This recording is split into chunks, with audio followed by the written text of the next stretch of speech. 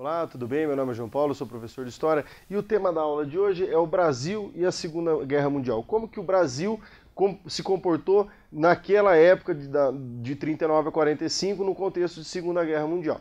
Bom, no Brasil, o governo era do Getúlio Vargas, então nós temos que entender como era a política externa da era Vargas. Bom, o Brasil adotou uma posição de neutralidade, ou seja, não estava nem próximo do eixo e nem próximo dos aliados. Ficava no meio ali, ora se aproximava do eixo, ora se aproximava dos aliados.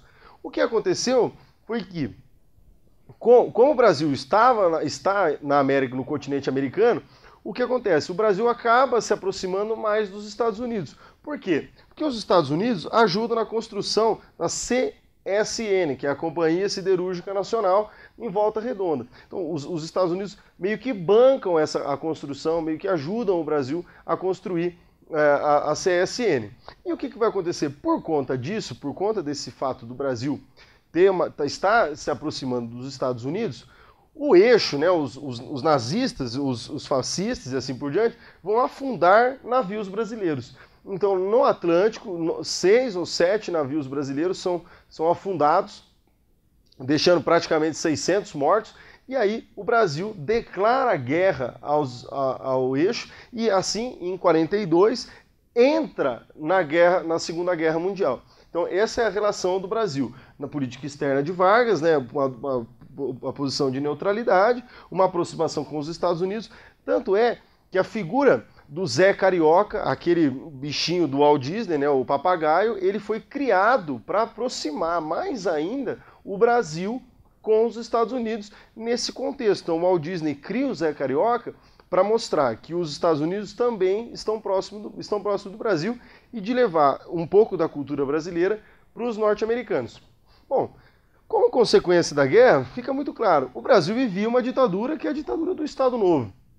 O Getúlio Vargas, em 1937, implementa o Estado Novo, que foi a primeira ditadura brasileira, só que acontece uma contradição, a contradição do fascismo.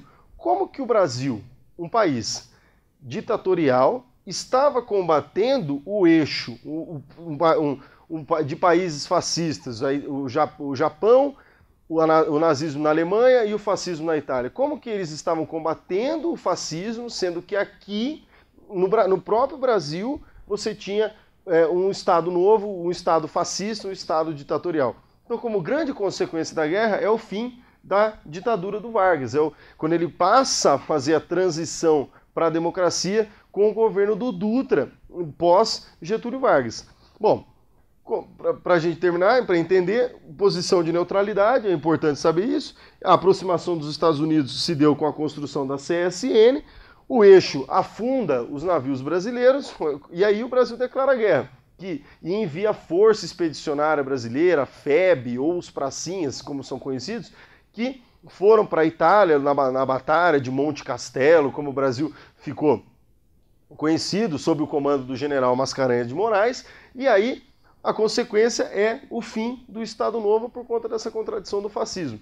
Como que o Brasil, um país que estava lutando contra regimes fascistas, mas vivia um regime ditatorial em seu território. Bom, muito obrigado.